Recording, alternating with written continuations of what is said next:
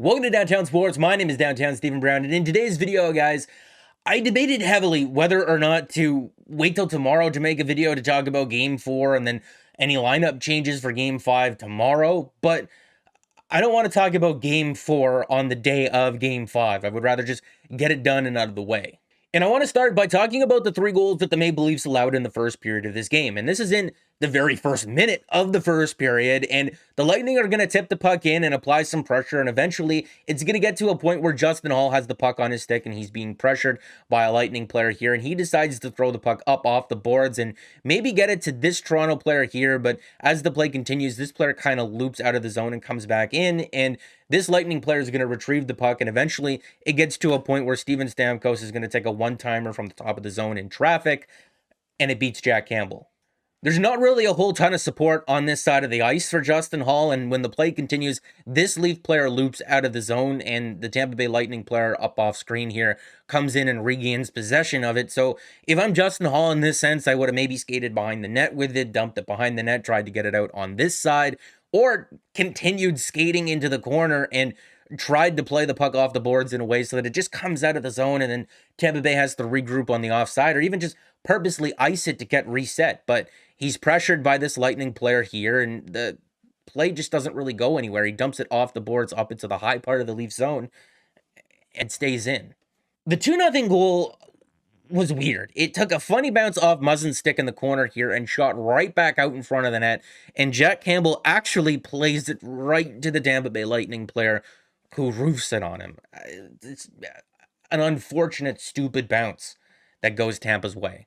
The 3-0 goal was weird because if you watch it, Tampa sits back in their own end for a little bit, and the Leafs typically use a 1-1-3 neutral zone forecheck, and they had time to get set up in that, but this almost looks like a 1-2-2 that's kind of loose, and Tampa Bay uses the wall here where the pass comes from their own end off the boards to get to Pat Maroon, and it beats the Leafs neutral zone forecheck completely, and Tampa Bay is left with a 2-on-1. This is Braden Point on this side. Lyubushkin takes him, and Maroon just takes it right to the net. Jack Campbell makes the initial save, and Morgan Rielly really doesn't do anything there, and Lyubushkin's tied up between taking the pass and guarding Braden Point from tapping in that rebound and Pat Maroon tapping in that rebound. It's kind of frivolous.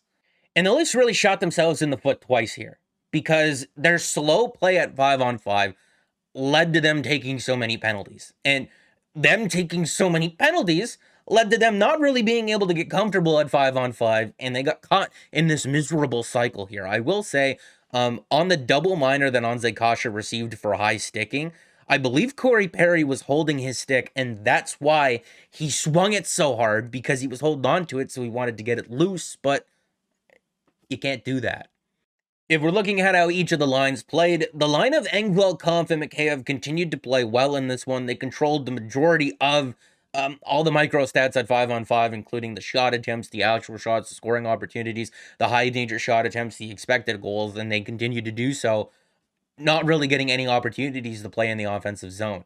David Kampf has been absolutely amazing so far in this series, and Josh adds to it by saying, obviously it's a small sample, but Kampf also has allowed the fewest shot attempts against per 60 and expected goals against per 60 of all Leafs regulars so far in this series, and he does it only having one offensive zone start in 4 games, 40 in the defensive zone, and he's got 2 goals to show for it. Jack Campbell, of course, getting pulled in this one. It wasn't his best game of the series, but if you're looking at the team that showed up in front of him, who cares? Games 3 and 4 in Tampa Bay were really tough on Ilya Lyubushkin and Morgan Rielly. In Game 3, through 2 periods, the pairing had a 1.8 expected goal for percentage. I've never even seen that before. They improved a bit in the 3rd period, but here in Game 4, they got burnt off the rush on the 3-0 goal, and they got hemmed in their own zone a lot, again. Muzzin and Brody playing together through 4 games in this series have been awesome. And in Game 4, I don't really know how much it means, but they were the Maple Leafs' best defensive pairing. Matchups played a huge factor in both Games 3 and 4, because in Game 4, again, when Matthews was matched up against Braden Point, Anthony Cirelli, Alex Killorn, Victor Hedman, and Eric Cernak, that top line for the Leafs really generated nothing. But when they were able to get them out there away from those guys, that's when they were their best. Sheldon Keefe calling the road trip a successful one on its own looked bad because of how poor their effort was in game 4. But if you watch the entirety of that press conference, I don't think he was excusing their effort in game 4. He was just having an outlook for the rest of the series, and I don't blame him for trying to be optimistic about it. But if you just read what he says and take it for what it is, he's not wrong, right? They split the first 2 games at Scotiabank Arena and lost home ice advantage in this series, with 3 out of the next 5 being in their building. And by splitting the 2 in Amalie Arena, they've taken back home ice advantage, and now 2 out of the next 3 games are going to be at Scotiabank Arena. And we saw how important the matchup game was in games 3 and 4, with Tampa Bay being set on wanting to match 5 specific players up against Matthews and Marner, and they've had a lot of success doing that. So in 2 out of the next 3 games, the Leafs are going to have to work really hard to get Marner and Matthews away from those guys and set them up to be successful. Regardless of whether or not you think Matthews and Marner should be able to be shut down by anyone in the NHL, as a coach, it's your job to put your players in a position to succeed, and those guys are obviously going to succeed more playing away from Tampa Bay's best defensive players. And the Leafs have the ability to do that with last change in 2 out of the next 3 games. I know we crapped on Justin Hall earlier in the video, but I wanted to point out this tweet from a Lightning fan. Just realized Keefe said he put Hall in the lineup to help out the penalty kill, and he played 4 minutes and 50 seconds of shorthanded time on ice, and Tampa Bay went 1 for 8 on the power play in game 4, with the only power play goal coming at 5-on-3 with Hall, who had 0 penalty minutes in the game, on the bench. He still thinks that Liljegren is the better player, especially at 5-on-5, but if that's why Keefe put him in the lineup, he is doing his job. In my series preview, I asked whether or not the Maple Leafs would have been better off going with 11 forwards and 7 defensemen from the start.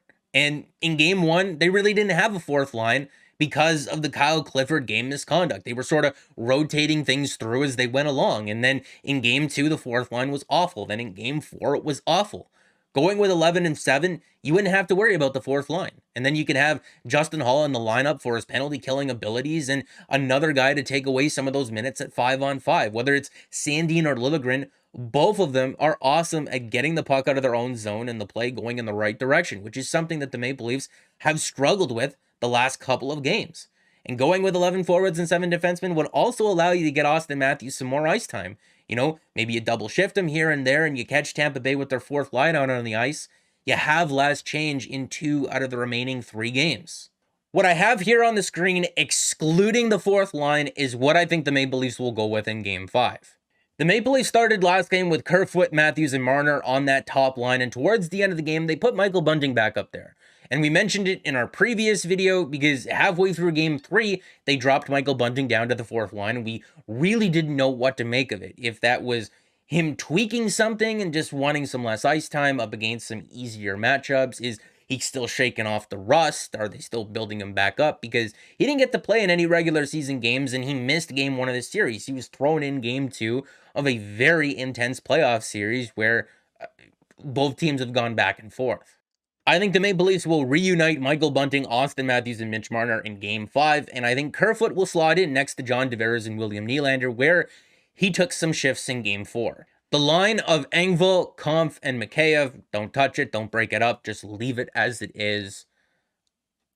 They're playing really well together.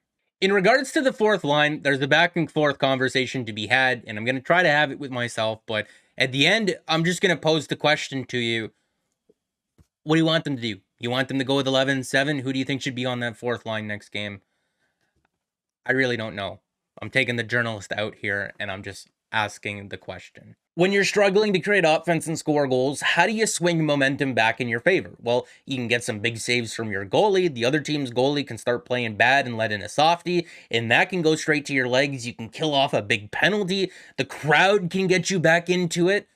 Or the simplest way, because the Leafs were on the road in that game, was just to start hitting everything that moves and start scrums after the whistle. And here's where having a conversation with myself comes into play, because the Leafs did out-hit the Lightning in that game. And with the way that this series has been officiated, I don't know if you can sway a momentum with physical play or with altercations after the whistle, because in game 2, all that did for the Leafs was put them shorthanded even more so, and the Lightning went 3 for 7 on the power play. You know how sports fans like to say we a lot, like we won, we lost, we need to be better? Well, here's where that we part comes into play, because one of the ways that we said that you could sway momentum in your favor is with the crowd. And Sheldon Keefe said that the first, second, and third star of game 1 was the crowd. I've never heard that place louder before. And games 5 and 7 of this series are going to be at Scotiabank Arena. So if you're going to be at the game, whether it be inside, in the square, or even just walking around downtown, if you see a Tampa Bay Lightning fan, I need you to wag your finger and cheer at them. That doesn't mean to go up to him and start swearing at him or start a fight. This video is not going to be your legal defense. I didn't tell you to do that. But at the same time, all season long, I have read the comments on these videos from the start of the regular season to the very end, and I have seen all the pessimism. And I understand it. Don't go after these people for not having the passion or believing. These guys have been losers for a very, very long time. I also saw all the people who were being pessimistic from the start to the end absolutely melt and turn into just overjoyed children, because game 1 was beautiful. And the reason why game 1 was so beautiful was because they skated their absolute hardest from the drop of the puck right to the very end. And they didn't do that for a minute in game 4. They did play a little bit better in like the last 10 minutes of the third, and they got a couple of goals on Andrei Vasilevskiy, who they've made look human so far. He's got an .888 save percentage, which is the second worst playoff performance of his entire career. So, the same way that they ended game 2, they ended game 4, and they won game 3. Please show up for game 5, though. I tweeted this out last night. In the Lightning's last 2 runs to the Stanley Cup, only 2 teams kept the series even with them after 4 games, and nobody but the Leafs led 2 games to 1 at any point. And the 2 teams to keep it even with them after 4 were the New York Islanders in the 2021 Eastern Conference Finals and the Toronto Maple Leafs right now. Every other team fell behind 3 games to 1, and those were the series against the Florida Panthers, the Boston Bruins, the Carolina Hurricanes, the New York Islanders twice. Really good hockey teams. I also wanted to highlight this DownGoes Brown tweet. In the Matthews era, when the Leafs are leading a series, they are 1-8 in the games that follow. And you could just summarize that by just not having killer instinct. That's just what it is. You know, I got a Doug Gilmour jersey hanging over my left shoulder, and his nickname was Killer. A lot of people idolized him because he got it done in the playoffs. And Matthews and Marner were awesome in games 1 and 2. It was a tough game 3 and 4 with the line matchups, but next 2 out of 3 are at home. Please show up. But it's not just Matthews and Marner. Game 4 of this series was probably Tavares' best game, and it still wasn't very good.